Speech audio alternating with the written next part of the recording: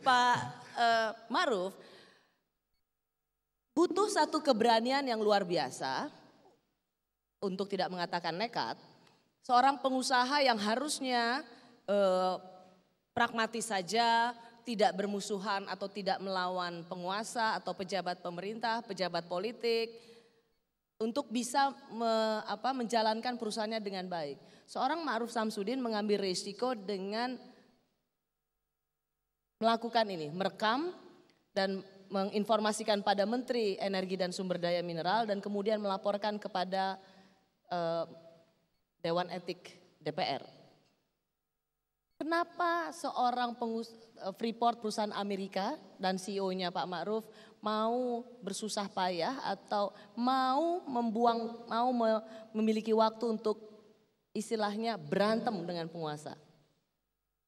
Gak berantem lah itu, hanya untuk meletakkan sesuatu pada porsi yang benar. Karena untuk meletakkan satu porsi yang berbasis pada satu kebenaran itu pasti banyak yang mungkin tidak sependapat. Saya coba menyampaikan. Bukankah sebagai seorang pengusaha atau menjalankan perusahaan lebih baik adem ayem aja? Tidak ada kegaduhan, tidak perlu ribut dengan penguasa. Bukankah lebih mudah itu? Jangan jadi pemimpin kalau mau adem ayem aja. Pemimpin harus berani mengambil risiko.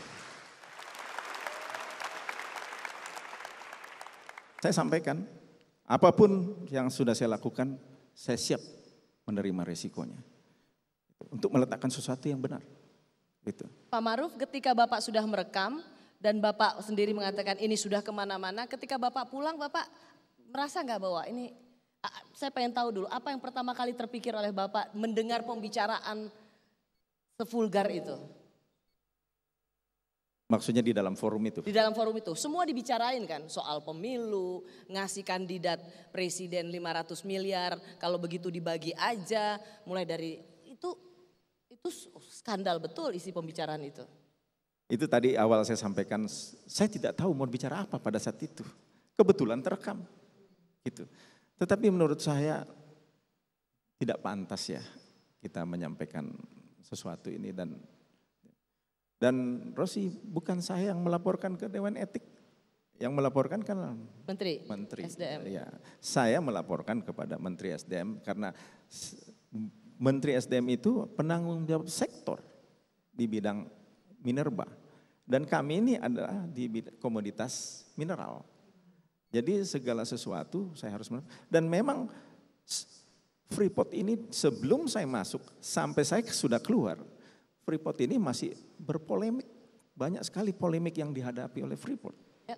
Itu. Dan terutama pada masa sekarang ini adalah soal perpanjangan kontrak yang sudah ditegaskan akan dibicarakan 2019. Betul. Untuk 2021. Apakah memang pertemuan Bapak di situ untuk kepentingan perpanjangan kontrak Freeport? Tidak itu semata-mata, tetapi memang saya diundang oleh seorang pejabat negara. Saya menghormati posisi itu dan orang yang mengundang itu. Jadi saya datang, bukan semata-mata, tetapi di dalam pembicaraan itu betul ada juga isinya materi pembicaraan itu. Dalam pembicaraan itu Pak, apakah Bapak menangkap memang perpanjangan Freeport akan diberikan sepanjang memang ada saham yang dibagi untuk pejabat negara dan pengusaha yang dibawa oleh mantan ketua DPR itu? Begitu kira-kira di dalam pembicaraan yang terekam. Adanya begitu, saya tidak mau menambah atau mengurangi, tapi begitulah dalam pembicaraan itu. Demi kepentingan kontrak Freeport, mengapa itu tidak Anda lakukan saja? Toh Freeport akan dengan aman diperpanjang kontraknya di Indonesia. Tidak semudah itu kalau kita berpikiran ke sana. Karena yang mengambil keputusan untuk melakukan perpanjangan kontrak itu hak eksekutif.